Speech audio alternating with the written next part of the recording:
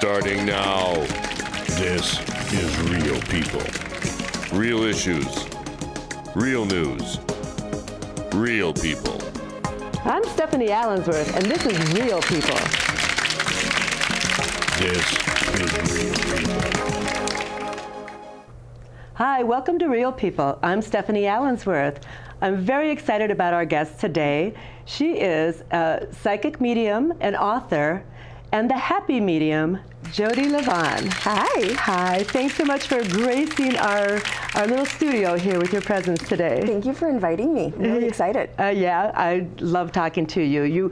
You are the epitome of the happy medium. So, you know, you are smiley, bubbly all the time, and I think that's beautiful. So, so we're just going to talk today very conversationally about your life as a psychic medium and author, because you have 2 books and some fun things that you do, and you teach. You are a coach as well.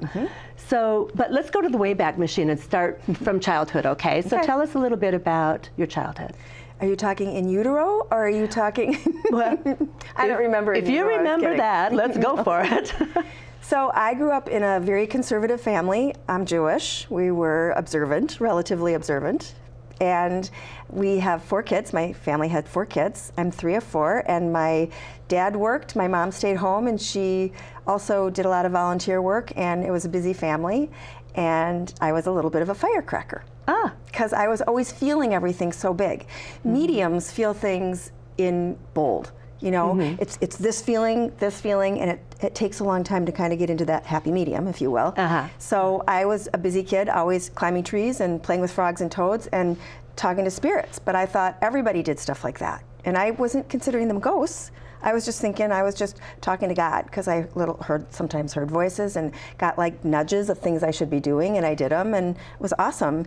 And it wasn't until I was probably just reaching my double digits that I realized, as I have something in my eye, that I realized that not everybody picked things up the way that I picked things up. Not everybody understood things the way I understood things. And I would say things and people would give me funny looks like, oh, that boy over there is just about to fall, and he'd fall.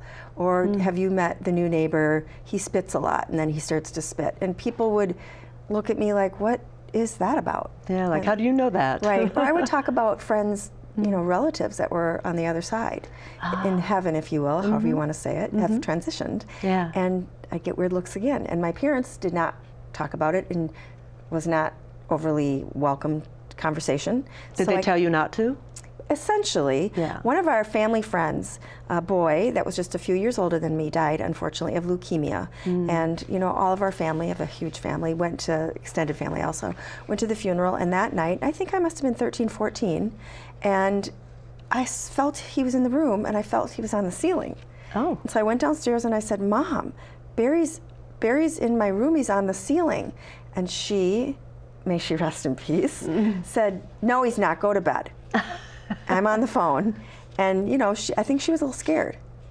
So things like that would happen a lot, but I also had a lot of joy with it. Yeah. Because when you're intuitive and you understand, because everybody's intuitive, I'd connect with the trees, and I would connect with animals, and I would connect with everybody, especially older people. Oh, wow. So go more into the trees and the animals, because I talk to trees. People think I'm a little nutty. I'm a tree hugger. I'm literally a tree hugger. I mean, I go to talk to them, and it's like touching them cures a headache. Have you noticed that? Yeah, I just feel very re-energized when I go hang with my trees. I love the trees. Well, I feel like there's female and male trees, if you will. And I feel like that their energies, sometimes you can feel how healthy they are, and that they share it. And even just standing near it, so you're touching the roots, even though they're way below, I can feel that kind of energy. And I used to love to go climb trees and just sit in trees and just hang out in trees. I mean, I really felt like they were my friend, and I felt like I was being hugged by them. And you know, I mean, I haven't like researched a lot more about it, except for I love trees, I love animals, I love living creatures. Yeah, I mean, you don't really have to research it, because you kind of already got it, you know? It's like people like big facts. Other people want to research it to find out and to get what you have. It's like, how do I get that? That's a good point. Yeah, I want that. I was never a very good climber, but I always loved trees, and I always loved being in nature. So let's let's talk about coming out of the psychic closet. When did you feel like it was okay to start talking about it, and your parents not trying to hush you down and all that? Well, I never felt like it was okay for them. Yeah. I started to talk more about it when I was about 18. I got involved with a group of psychics, and I was probably one of the youngest ones, and I was on fire. I mean, they said, these are the cues, this is how you do this a little bit, and I know I had been doing it anyway, and things just would literally fall out of my mouth. Information would just pile on out, and it was very interesting. But then at a certain point, this will tell you how old I am. The Atlanta murders were going on, if you remember those. The Green River? Atlanta murders. I don't remember those. So there were children, this isn't a very happy topic, but there were children being hurt and worse. And it was on the news, and I wake up in the middle of the night knowing who was going to be hurt next, just knowing what they looked like. Dear. And so these psychics found out about it and try to sort of squeeze stuff out of me, and we actually worked with the police, and that shut me down. Because it was too much to see the face of a child. That shut me down. And the problem was, these psychics were great because they were into talking about it, and there was no shame, and it was interesting, and I learned so much, but nobody taught boundaries. Nobody taught how to help yourself kind of close it down a little bit so you don't pick things up all the time, and you don't hear people's thoughts and feel people's feelings, and know things that are none of your business, and whose business is whose business. And nobody talked about that, and it really made me feel like I was going nuts.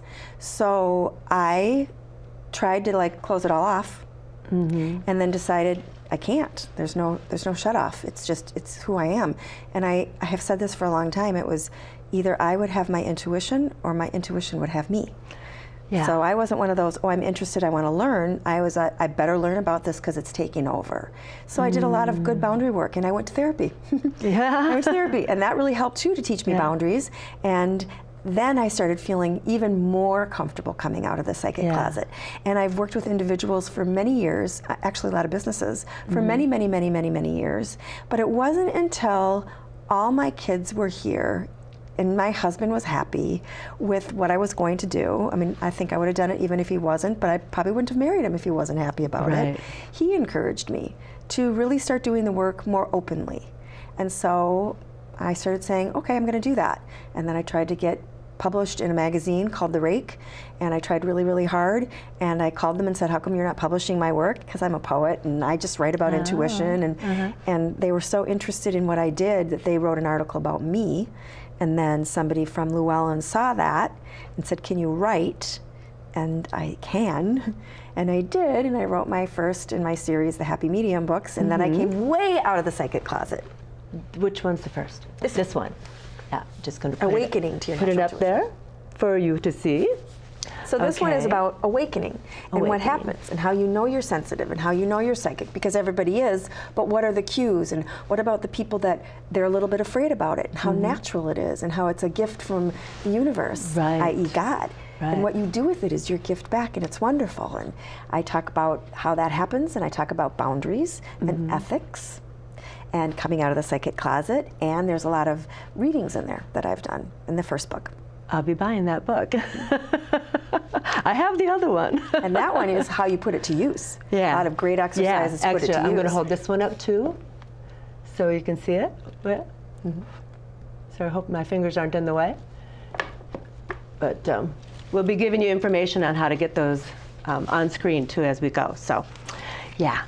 So you bring up another good question, because I was going to ask you, how did your husband feel about, when you first met him, and it's like, how do you break the news? Like, did you ever see Bewitched when she told Darren she was a witch? Absolutely. So I'm not a witch, but it was similar to that, and he knew I was insightful, because I would say things, and he's insightful, and he'd see that I would say something and it would come to fruition, or I'd have a feeling about something and act a certain way so it came out even better, or show how much I love somebody and see how they changed just right in front of you, and their sadness slips away when you love somebody up. He'd see all that. So he was very encouraging, and he really, when I was offered the opportunity to write a book, he was incredibly encouraging for me to do that. Very on my side about it. And I mean, I even said to him before we got married, I said, this is really weird, I don't think I've ever said this in front of anybody, on or off camera. I said to him, how would you feel if everybody knew I was psychic, like people around us knew? He said, I wouldn't care. I said, what about if they knew I was medium? He goes, that'd be great. And then I said, what would you do if I was on TV and the radio?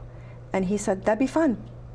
And this is long before I was on Twin Cities Live as their regular, as their in-house psychic or whatever, resident psychic. Resident psychic, right. Psychic. Yeah, and I love it. But I mean, I asked him. It was really interesting. It was a bold move, but I felt like I need to ask him this. Not even thinking after like maybe I'll be on TV. It just kind of happened.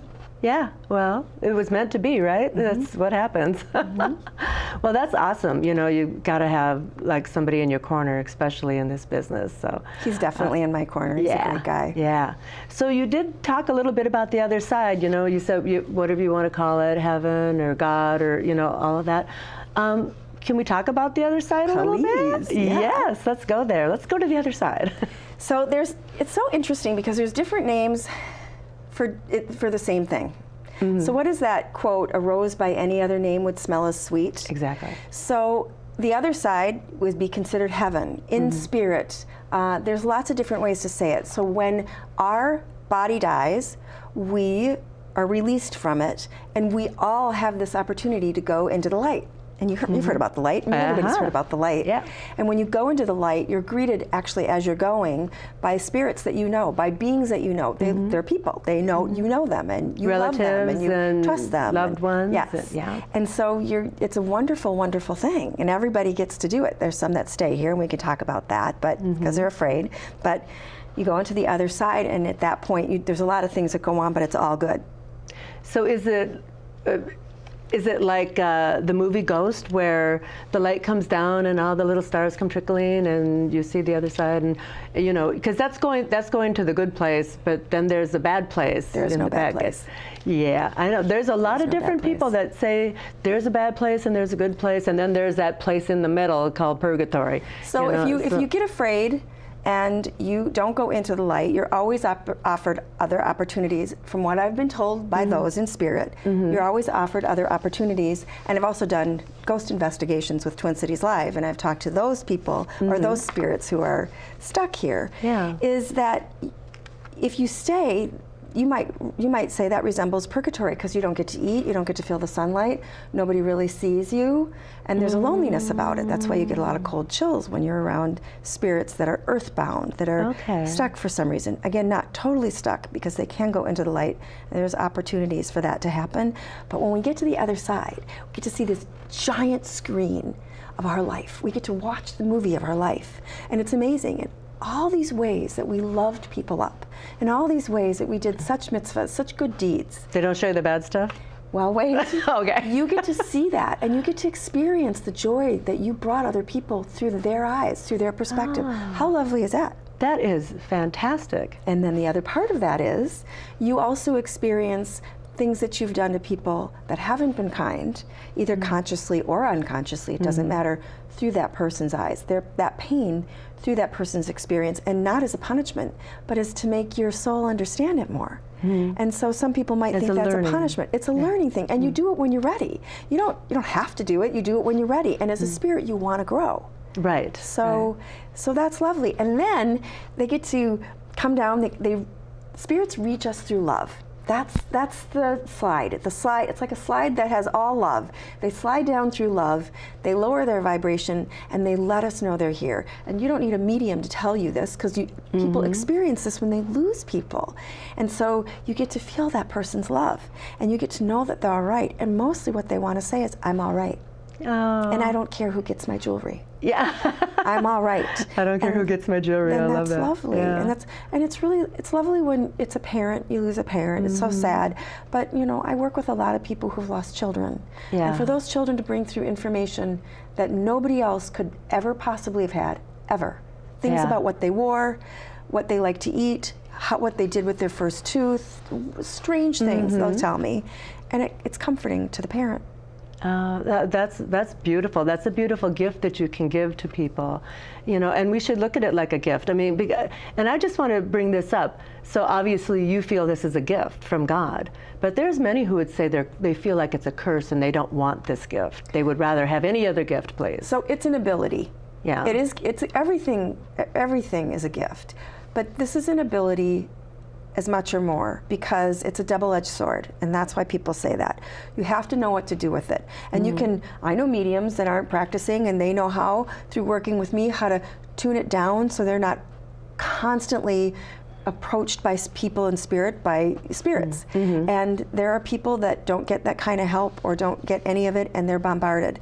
We don't want anybody to be bombarded. You have to have boundaries. And one of the most important things, and I talk about it in both of my Happy Medium books, is boundaries about knowing where your space begins and where it ends. And so it's quieter. So if you know whose feelings are whose, and you're not taking on other people's feelings. Yeah. And that's a big thing. So sometimes people are sensitive, psychic, and they don't really want to activate it more, and that's all right. You get to do with it what you wish. It's a gift from God. It is a gift and an ability. Yeah. And you get to choose what you do with it. The only thing I would stand in the way of, if I could, is people using it on other people, because it is never to be used on other people, and it is never to be used for our benefit to hurt someone else. Right. It is a way of enhancing our lives, and it's a free and natural resource. And it's a wonderful thing, but there's that boomerang effect. Right. Because you do something to deliberately hurt somebody, whether it's with your intuitive abilities or your mathematical skills, and let me tell you something, it comes back to you and it ain't pretty. Well, good thing I'm not that great at math. But no, I'm with you on that. I totally want to do, which is why part of this show is talking to people who do good things for other people for all the right reasons, and living in positivity and not negativity. Which you do. And I'm trying my best. You do. I'm working on it. And by bringing more people in and showing the audience that there is another way to live. You don't have to be in fear, and you don't have to be in coveting other people's things, you know, just live your life and do things that make you feel good and make other people feel good. Well, and so that's interesting. If you don't, can I talk about my second book? So I have many other books that I've written 3/4 of the way, but this book, The Happy Medium, Speaking the Language of Intuition, kind of took me over in that I was going through a really sad funk. I had lost a very, very dear friend who was quite young to cancer, and we moved into a great place, and it was wonderful, but I was away from my other community. And it just shifted me, and I realized I was depressed. And I was like, oh my gosh, I've been depressed in many, many, many years, and I didn't even know it. And I am. So I got together all the stuff I had ever written about affirmations, really positive things to say to myself, and I started doing them. Like I was on a diet of positive words, and it worked. And I thought, oh, people should know about this, and that's why I wrote it, because it is the language of intuition that can help you in part out of your sadness. And there's other ways too. Obviously, I love therapy. I think it's great. I go for tune-ups whenever I need them. It's a wonderful thing. But you use your intuition to get those cues, and you get the best parking spot, the best jobs, the best food that isn't going to hurt your stomach. And the way to do it is to be happy and to think nice thoughts, and to think nice thoughts about other people, and to be in a happy space and do things that brings you joy, it puts you in a more intuitive place. And it's so fun. It's a double bonus. And that's the law of attraction, really. Yeah. Well, and you also have these cards that are meant to go on a doorknob or something, where they're like what you would see at a do not disturb, but this one is I'm not disturbed. I'm not disturbed. These are like I'm dancing with my shadows, and they're all inspirational little flashcard kind of things. So so those are one of your creations as well, so kudos on that. Just really awesome. But I know I want to give you an opportunity real quick. I mean, we're not wrapping up or anything, but for you to be able to just talk a bit about your website and how people can find you, and what you have to offer there as far as your coaching as well. Sure. So I'm an intuitive coach, so I'm a corporate psychic. I work with people, I work with medium and small companies. I've worked with large, but mostly it's medium and large or small companies, helping people that run the company learn to use their own intuition and their own insight. Because if you ask any successful business owner, they are going to tell you they use their intuition. They might call it instinct. They might call it gut, but they're using intuition for sure. So it's at theintuitivecoach.com. And on that, there's a Q&A, lots of questions and answers about me and my work. I do work with people privately. There's an opportunity to schedule appointments. It's all online that you schedule. I work with people via Skype, on the telephone, and in person. My office is in Wayzata. And when people make an appointment, that's when I share where that information is. And I've got free intuition boosting downloads that I send to people. So you can sign up for that. And I blog. And this is pretty funny because a lot of people look at my blog, but not a lot of people have signed up for it. And I think it's because I don't know how to make the button work. So I blog about things that people are feeling. I blog about Mars going retrograde. I blog about how you feel about a parent that you really didn't get along with most of your life dying, and what that process might be like, or what is it like to feel a spirit. And I do a lot of speaking engagements. I'm also on Twin Cities Live. So I'm on Twin Cities Live at least once a month, and that's also on my website. I'm, as I said, their resident psychic. And I do speaking engagements here in the Twin Cities, and I do them outside of the Twin Cities as well. Actually, I've done them in lots of different places. But I have one coming up in August on the 16th, a big speaking engagements, and some other smaller ones as well. So in Golden Valley, that one is. Okay, and all of this can be found on your website, right? All of it. And I do gallery-style readings. You probably know what that is. Well, I was at one. Oh, that's right, you were. Yes, you were. I think here. Yeah, down in the Center for the Arts. Great place. Yeah, there's good energy in this place. And I'm also on Twitter. Do you guys do Twitter? I love Twitter.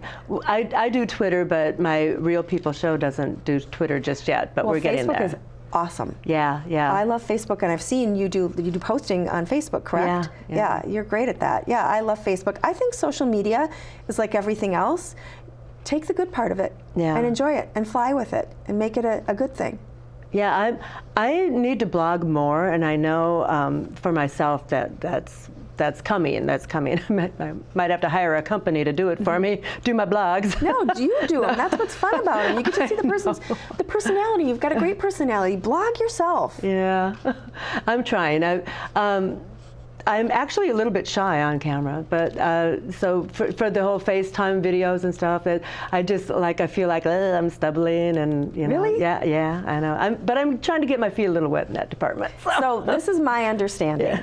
I was surprised that I was as well received on TV, and I've been on different shows as well. And the reason I say I'm well received is obviously I'm still on, but I guess your personality, people like to see it. Yeah. And I have a big personality, and so do you. So you don't have to worry about stumbling over your words because nobody cares. They just like to see the light in you. Oh, well, that's wonderful. I'll do a little more of that then, and you know, yeah. So, but this isn't about me. This is about you. So. And I know you've got your books, but let's talk about advice for people that are like not sure what to do. Is this real? Am I really getting these feelings? Sometimes people think it's in their own head, like, you know, you probably didn't feel that way, but people thought, whoa, what's going on with Jody, you know? Well, people told me it was in my head. Yeah, well, see, and so then you start to question yourself when you start getting messages, and it's like, okay, is this me, or am I doing this right, or what, you know? So what's your advice for helping people grow in their own security of this business? The biggest thing is to understand how you feel, because your feelings truly are the wings of your intuition. So you have to know how you feel. And a lot of people hide things from themselves or don't want to know certain things about how they feel because there's so much pain. When you work through that, then you know how you feel. So the biggest thing is to know how you feel. The next thing is to have some boundaries and know that if you sit next to somebody and they're joyful and you feel joyful, you're picking that up. If you sit next to somebody else and you feel sad all of a sudden, that's not you, that's them. Or if somebody says to you, you have to do this or I'm going to be really mad at you and you're going to make me sad and I'll hurt myself, that's bad boundaries on their part. So you just have to have really good boundaries. That's the biggest thing. And then start testing it. So if you get a hunch that you and your friend are going to get the best place in the movie theater next to some very cute guys, just keep it to yourself and sit down and see if it works.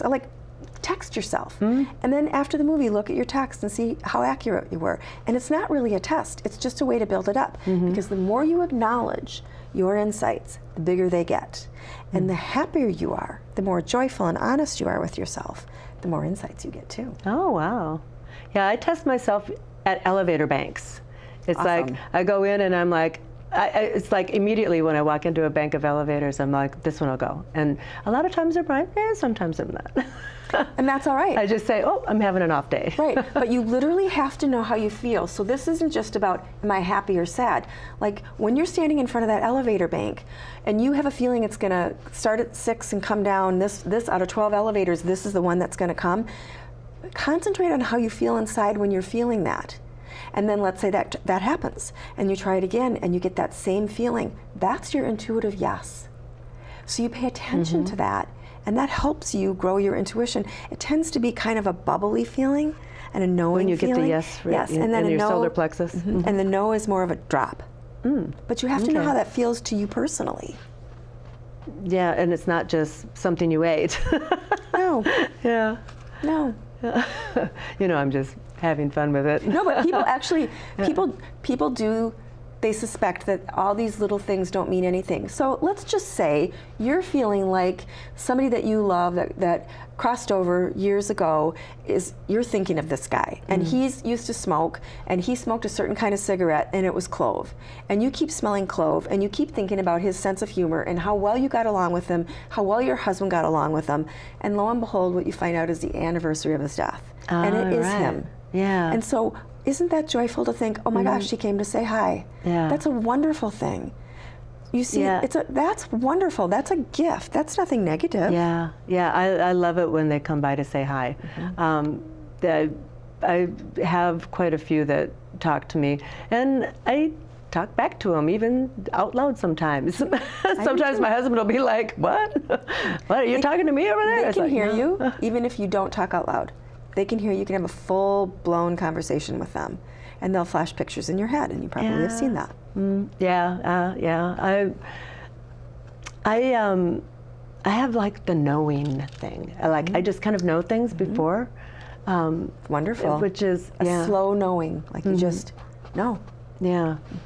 Or I'll just blurt something out, and it's like, I don't even know how I knew that. It just came out, you know. So I've been The drop-in insight. Yeah, I love talking to you because you know, not only are you joyful and happy about it all, but you've got a really great outlook, and a half hour goes so fast here, honey. Give me your hands. I love you. I love Thanks you so too. much for Thank coming you. by. Thank you so much. Thanks for joining us today on Real People. I'm Stephanie Allensworth, sitting here with the happy medium, Jody Levon. And until next time, thank you.